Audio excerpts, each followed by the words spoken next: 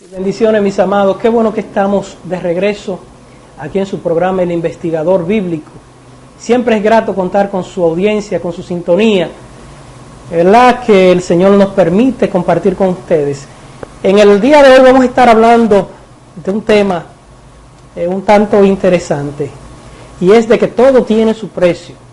Es un lema que en el mundo ha tomado rango de lo que es casi ley, como si fuera una ley, donde todo está a la venta y todo se compra y todo se vende.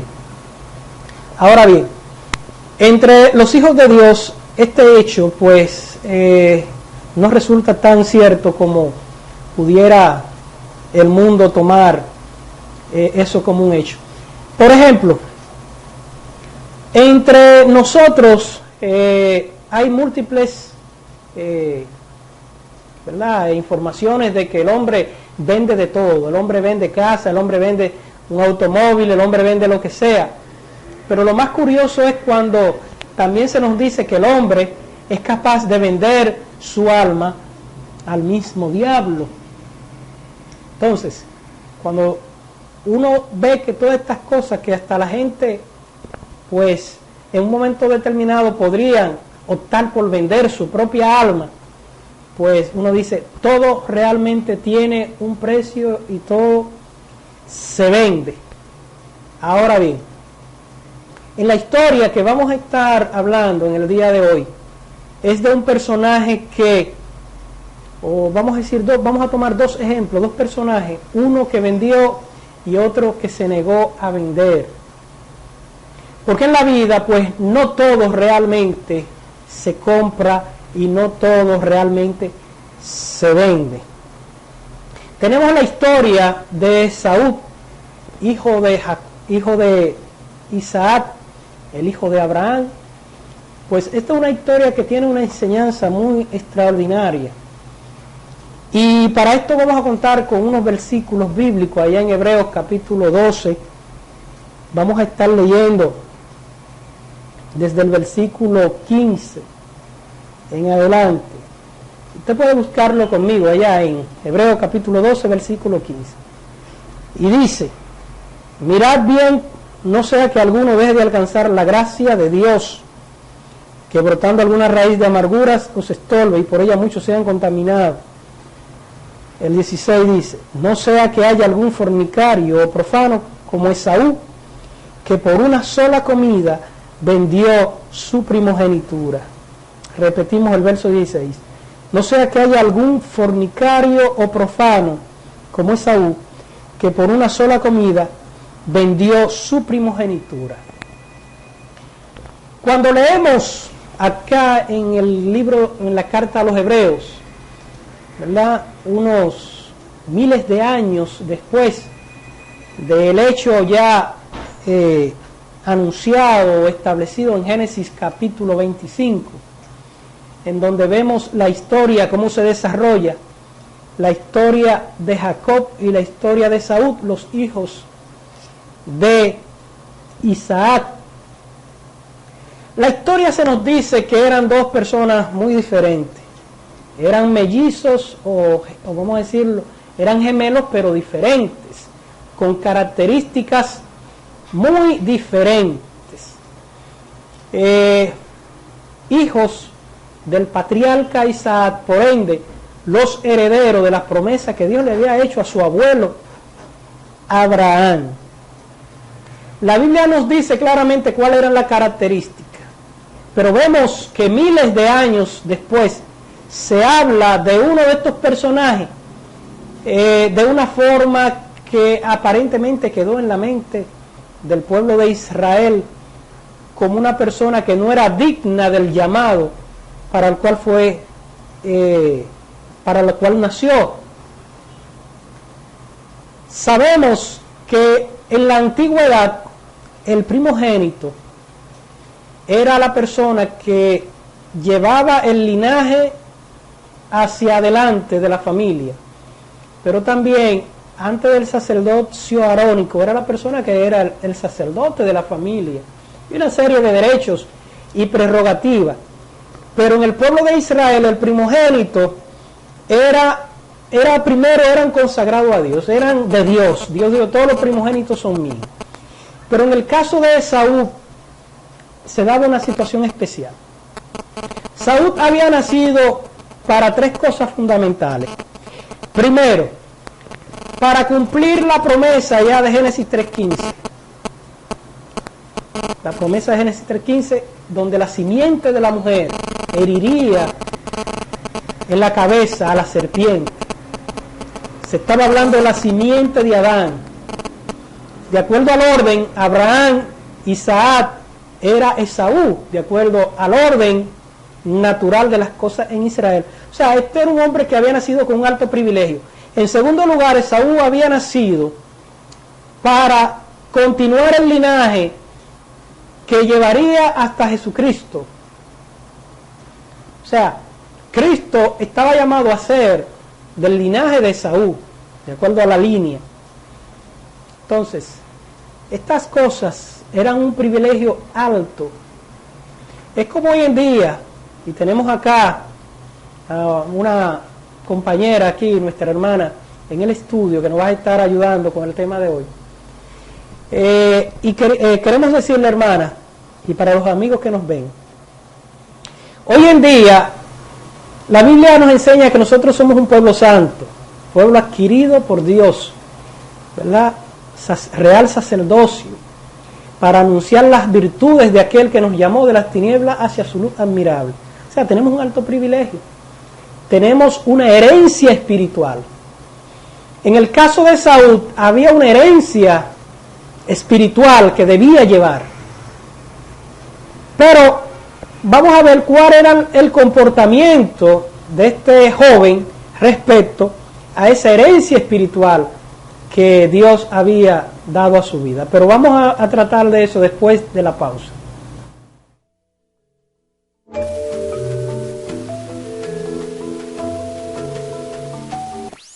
Y otro para odiar. Un tiempo para la guerra y otro para la paz.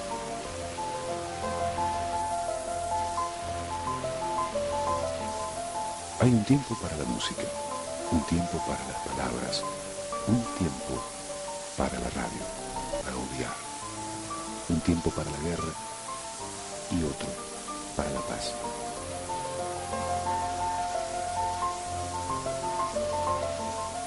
Hay un tiempo para la música, un tiempo para las palabras, un tiempo para la radio.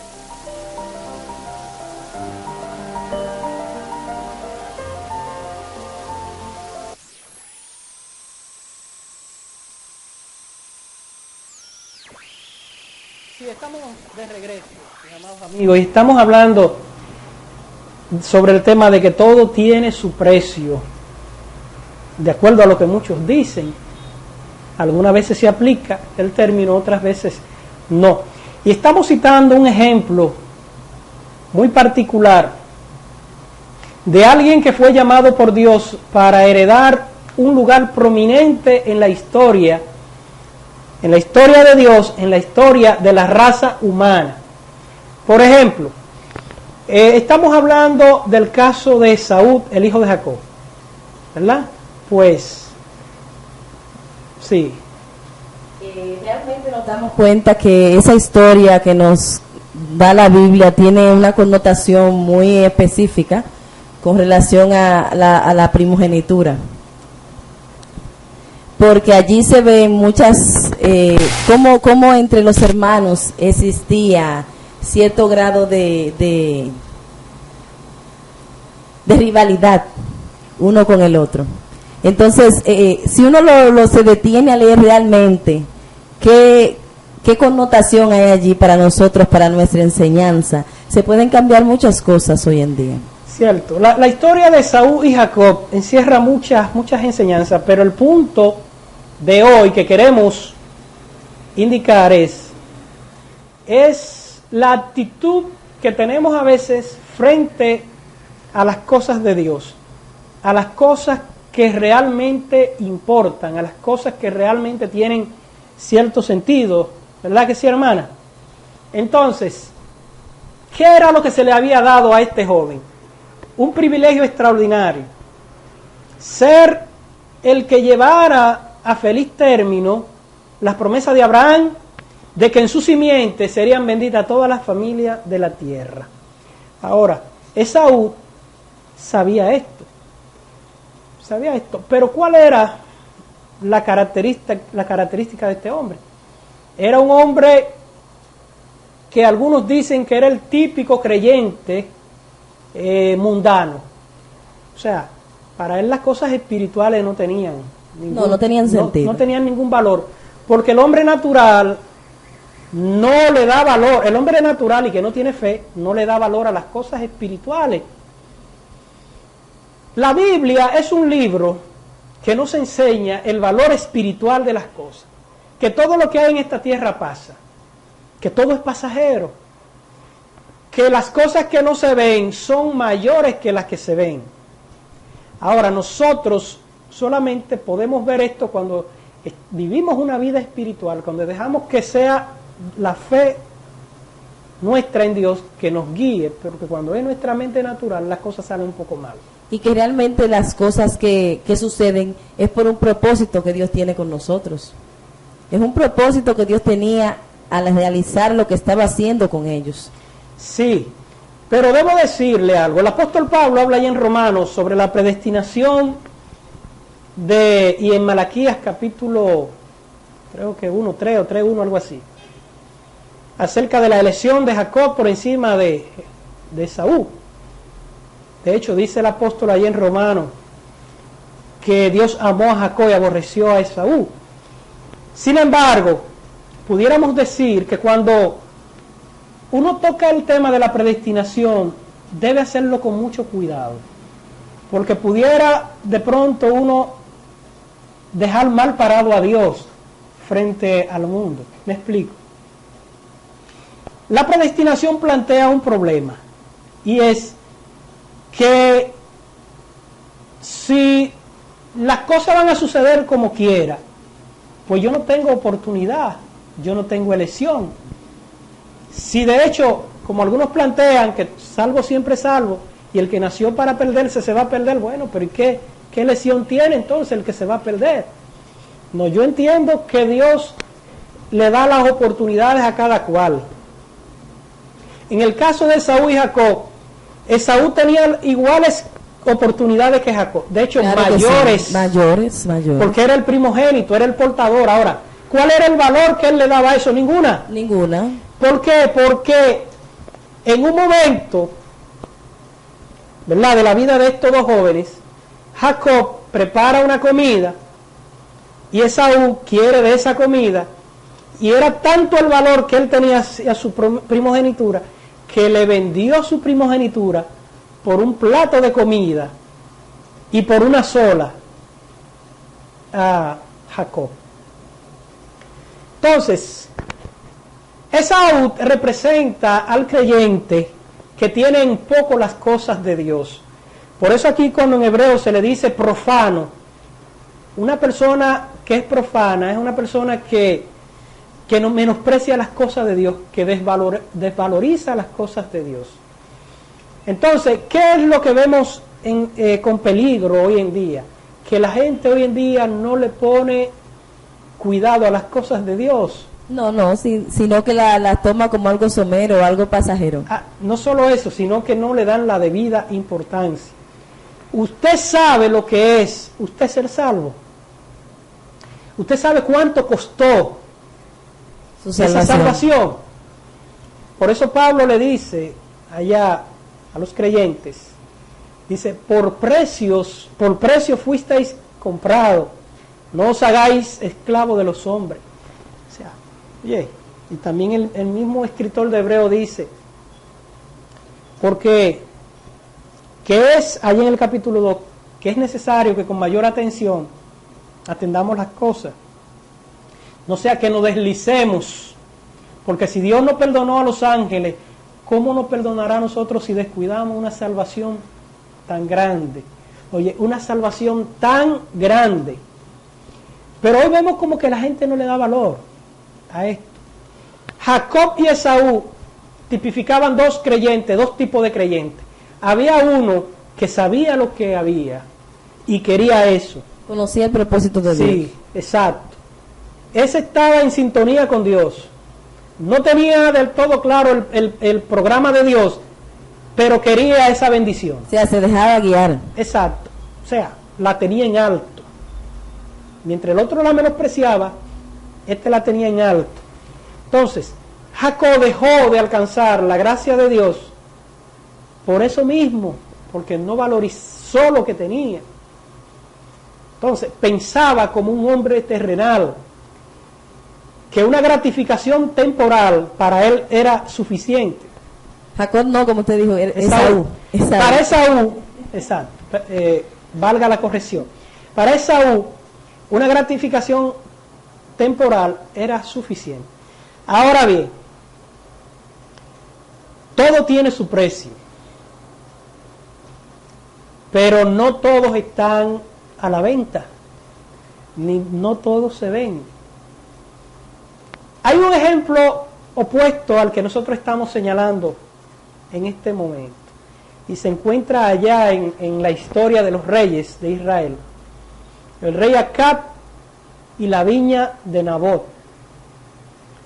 El rey Acab tenía un palacio que hacía, ¿verdad?, vecindad con un huerto muy hermoso, pero ese huerto tenía un dueño. Ese huerto había sido el resultado de una herencia que le habían dejado a este hombre. Era la herencia de Dios hacia los hijos de Israel, y eso se pasaba de generación en generación. Esa era su bendición, esa era su porción en la tierra prometida que Dios le había prometido a Abraham que le iba a dar a sus hijos. De pronto, el rey Acab quiere comprar esa viña a Nabot. Nabot, que sí sabía lo que era una bendición de Dios, le dice al rey: yo no te voy a vender mi viña, líbreme Jehová de yo venderte mi viña a ti. Decirle que no a un rey era una sentencia de muerte. Pero no solamente el decirle que no, sino más bien ver la característica de este hombre. Este era un hombre primero que sabía lo que tenía y lo que era una bendición de Dios, porque era la herencia de Dios, ¿verdad? Pero era un hombre que era íntegro, era un hombre que conocía a Dios. Cuando el creyente no sabe lo que tiene entre sus manos, fácilmente vende todo. Sí, lo da todo. Y vende hasta su alma. Así mismo. Nabot sabía que si vendía su viña, estaba vendiendo su alma. Claro. Estaba vendiendo lo más importante que tenía en la vida, que era esa bendición que Dios le había dado. Estaba regalando lo que Dios le había dado. Pero hoy en día vemos que la gente vende su bendición por un plato de comida, por 30 monedas de plata, por menos de 30 monedas de plata, por una ofrenda. ¿Está entendiendo?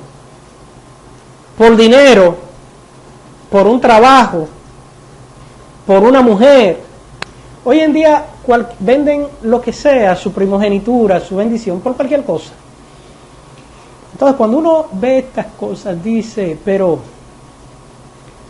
¿qué tipo de creyente es que estamos hoy en día mirando? Que como que no hay integridad, como que los valores que importan realmente ya no importan tanto. O sea, que una cosa es con violín y otra cosa es con guitarra. Al momento de la verdad nos quebramos. Nabot se enfrentó al momento de su verdad y prefirió morir antes que claudicar. Y esto nos lleva precisamente a la historia de grandes hombres que han pasado por la historia. Tenemos el caso de Sócrates, filósofo, que lo llevaron a un juicio bajo falsas acusaciones de que su filosofía corrompía a los jóvenes y eso. Y Lo llevaron a un juicio y le pidieron que se retractara. Y como él entendía que no había hecho nada bueno, que él está malo, que él estaba en la verdad, pues prefirió beberse el veneno de la cicuta antes que claudicar. Prefirió la muerte antes que vender su verdad o que dejar de lado su verdad. Eso me trae al caso un ejemplo que escuché en la iglesia. El pastor en el culto que tuvo este sábado pasado nos comentó algo que tiene mucha relación con esto.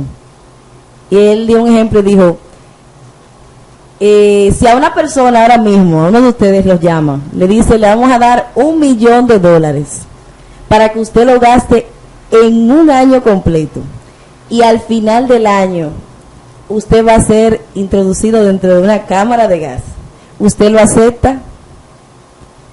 Y eso tiene mucha relación con este caso, concerniente a cuando Dios te da tu bendición y tú la vendes. Ese dinero que tú vas a recibir se te va en 3 días. Entonces, ¿con qué te quedas?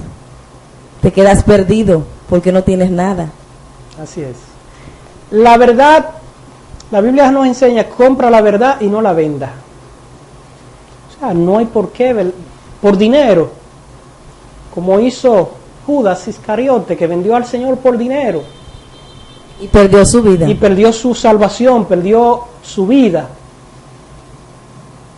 Otro ejemplo es el de Galileo Galilei, ¿verdad? La Iglesia Católica decía que la Tierra era el centro del universo, ¿verdad? Galileo Galilei, científico, su teoría decía que la Tierra giraba alrededor del Sol, al igual que todos los planetas.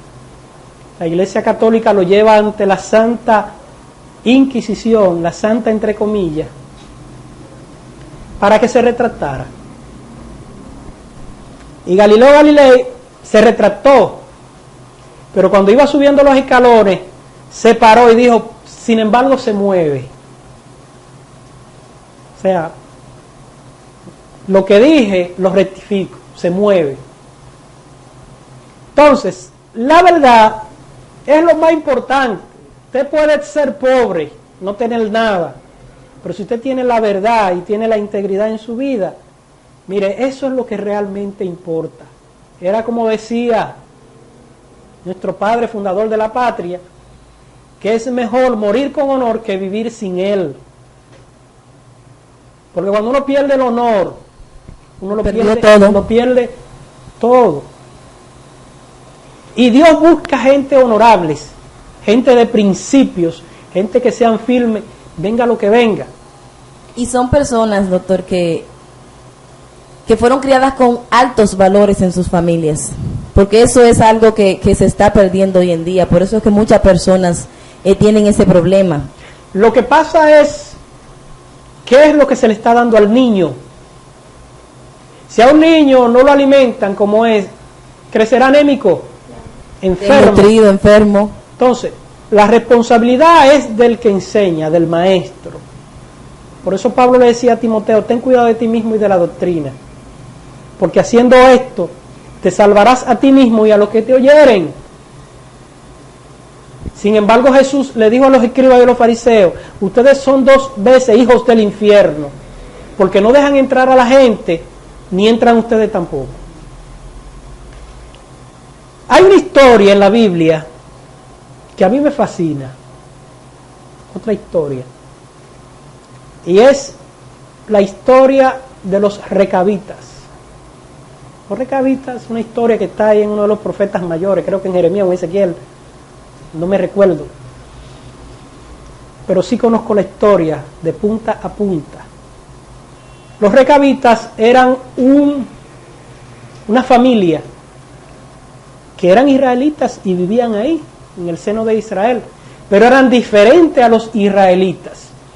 Tenían una filosofía de vida que habían aprendido, que habían heredado de sus padres. ¿Y en qué consistía esa filosofía de vida? Ellos ni bebían, ni tomaban vino, ni habitaban en casas construidas, sino que habitaban en tiendas. Eso lo aprendieron ellos de su padre Recab. Dios lo había observado a ellos, lo venía observando de hace mucho tiempo, lo venía observando, porque cuando el profeta va donde ellos, tenían 200 años ya con esa tradición de su padre Recab. Dios le dice al profeta, yo quiero que tú vayas donde la familia de los recabitas y me lo lleves al templo, allá, al patio, y le ponga una mesa y ponle vino ahí a ellos. Y el profeta dijo, bueno, está bien, se lo encontró extraño, pero vamos a obedecer. Y va donde la familia de los recabitas, lo lleva, le pone el vino y le dice el profeta que beban, que tomen. El jefe de la familia en ese entonces le dijo al profeta de Dios, que era a Dios mismo que le estaba diciendo, le dijo, mira, nuestro padre nos enseñaron que nosotros no debíamos tomar vino y nosotros no vamos a tomar vino. Era a Dios que le estaban diciendo eso, no era al profeta. El profeta era el intermediario. Dios, cuando ve esa actitud, esa acción, se sorprende y se asombra y se maravilla y dice, nunca dejará de faltar un varón de los recabitas que no esté en mi presencia, porque ellos han sido fieles al mandato de su padre, de sus padres. O sea, han sido firmes, no han claudicado. El que no claudica es una persona confiable. El que es como la onda del mar, que todos los vientos se los llevan. Un día dice una cosa, otro día dice otra. No son gentes confiables. Son gente que tarde o temprano van a caer, porque no están firmes, no están fundamentados sobre la roca que es Cristo Jesús. Porque el que está fundamentado en la roca, pueden venir los vientos, huracanes, se dobla pero no se parte, como las buenas palmeras. Pero el cristiano soso, vano, vacila, vacío, mediocre, es triste decirlo, pues ante cualquier dificultad coge la de Villadiego, como decimos nosotros, y entra en cualquier cosa, en cualquier negocio, es verdad. En cualquier tipo de negocio. Es el tipo de creyente al estilo Esaú, que por cualquier cosa vende su bendición. No, y es como dice la Biblia, que instruir al niño en su camino, y aun cuando fuere viejo no se apartará de él. Eso se ve que los padres de ellos se dignaron en instruirlo bien a cada uno de ellos, lo que debían hacer. Y eso no se olvida. A los recabitas. A los recabitas, eso no se olvida. En el caso de Esaú, Esaú era el niño lindo del padre, lo malcrió. Pero Esaú tenía una particularidad, que era el que llevaba la comida a la casa. Era el cazador, era el suplidor de la casa. A veces hay creyentes en la iglesia que son los que aportan para todo, los que más diezman, los que más ofrendan, pueden vivir una vida como le dé la gana y el pastor ni lo molesta, porque pues, son gente que aportan a la obra de Dios, son gente que no se pueden tocar. Los intocables. Sí. Pero se le está haciendo un favor con apoyándole eso, ¿no? No, no. ¿Tú entiendes? Isaac no hizo un buen trabajo con Esaú. No. No lo hizo. Porque Esaú no le importaban las cosas de Dios. Su enfoque estaba en lo material. En lo material, en lo temporal. Y hoy en día vemos iglesia llena de gente con esas características. Gratificaciones temporales. Las bendiciones ahora. Falsas bendiciones. Dice que Pablo dice, grandes cosas no ha subido al corazón de hombres, ni ha oído de hombres lo que Dios tiene preparado, no.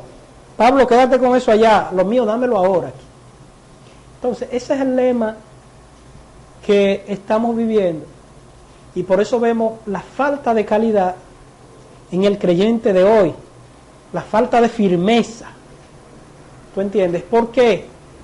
Porque cuando tú tienes las cosas en tu mente claras, sabes dónde tú estás y para dónde tú vas, tú no te mueves tan fácil de tu forma de pensar, de lo que tú aprendiste, sea, yo sé en qué yo he creído, como dijo Pablo, yo sé a quién le he creído. Entonces, de eso queremos que las iglesias estén llenas. Y los pastores tienen que hacer su trabajo.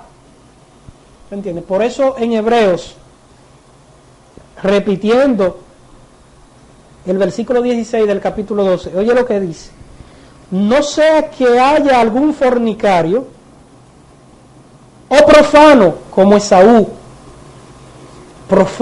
Esaú, dentro del pueblo de Dios, con esas características, gente que menosprecian las cosas, que están ahí, pero que menosprecian las cosas de Dios. Tú no lo ves nunca predicándole a nadie en la calle, tú no lo ves en las actividades importantes de la iglesia de ayuda. ¿Por qué? Porque eso no está en ellos. Esas cosas para ellos no tienen sentido, no tienen valor. ¿Por qué? Porque su mundo es un mundo natural. Siempre están de espectadores. Correcto. Entonces, pero son profanos. ¿Me entiendes? Tienen en poco las cosas de Dios, ¿verdad? Pero nosotros estamos llamados a alcanzar la gracia de Dios. ¿Cómo? Fundamentándonos cada día más en Jesucristo. No pierda su tiempo. ¿Qué hacemos en la iglesia perdiendo el tiempo? Afírmese más el que esté firme, dice la palabra, ¿verdad? Afiáncese, como dice el apóstol, eche mano de la vida eterna. Agárrese de eso. Edúquese en la sana doctrina. Las cosas del mundo van a pasar, tarde o temprano va a pasar su juventud, va a pasar su belleza, su fuerza se va a ir, pero Dios permanece para siempre. Y el que hace la voluntad de Dios permanecerá también para siempre. No todo, para terminar, tiene su precio, no todo está a la venta. Te iba a decir algo. Bueno, pues yo creo que nosotros hemos terminado con este tema, ¿verdad? Un temita un poquito accidentado, pero hemos dicho lo que Dios ha querido que nosotros digamos. Y créanme que a veces uno habla de estas cosas y la gente dirá, bueno, pero nada más critican. No solo criticamos, sino que conjuntamente con la crítica constructiva queremos también plantear la solución. Cristo es la solución a los problemas, exacto. Enseñar. Agárrese de Cristo, fortalezcase en el Señor, ¿verdad? Sea un cristiano genuino, no solo de palabra. Eso le pasaba a Esaú, era un cristiano de palabra. Por eso perdió la bendición, aunque la procuró con lágrimas después, aunque lloró, pero ya era demasiado tarde. Su programa El Investigador Bíblico, lunes, miércoles y viernes a las 6 de la tarde. Vamos a innovar, hay algunas cosas que queremos cambiar para que usted tenga un programa mucho más agradable, más efectivo, más edificante. Ese es nuestro propósito.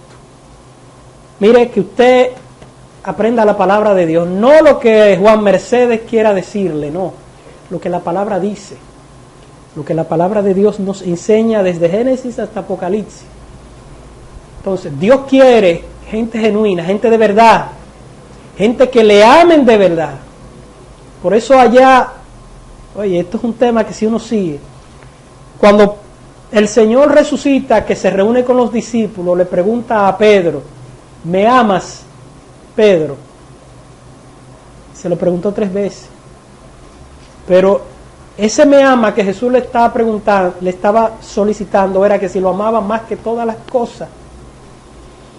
Porque para seguir a Cristo usted tiene que amarlo más que todas las cosas. De lo contrario, no puede ser su discípulo. Él mismo lo dijo, todo aquel que no se niega a sí mismo, ni aborrece a madre, a padre, es decir, si no me tienes a mí en primer lugar, tú no puedes ser mis discípulos. Tú podrás ser otra cosa, tú podrás ser un visitante en la iglesia, pero no discípulo de Cristo. Entonces, esos son principios innegociables. Eso no es que si yo que un predicador por allí dijo esto y no. Cristo lo dijo así, claro y pelado, como nosotros decimos. Esos son los requisitos. Puesto los ojos en Cristo Jesús, el autor y consumador de la fe.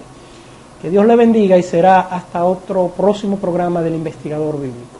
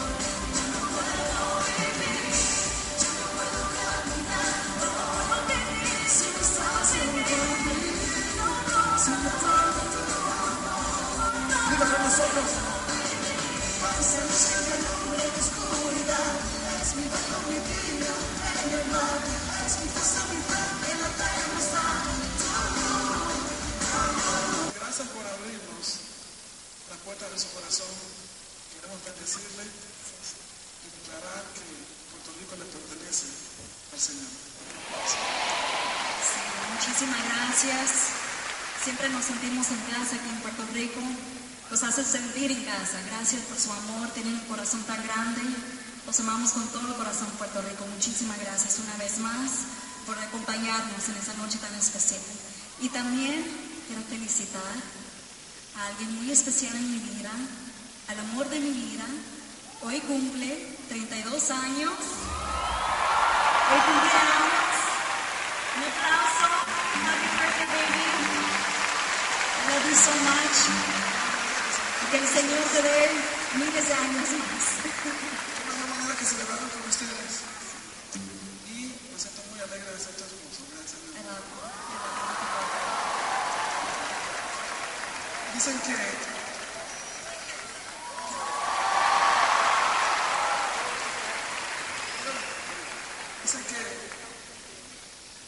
en los primeros años de matrimonio,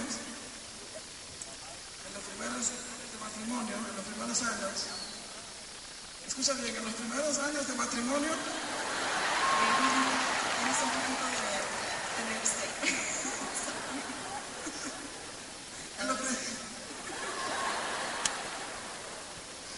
en los primeros años de matrimonio, uno vive el cantar de los cantares.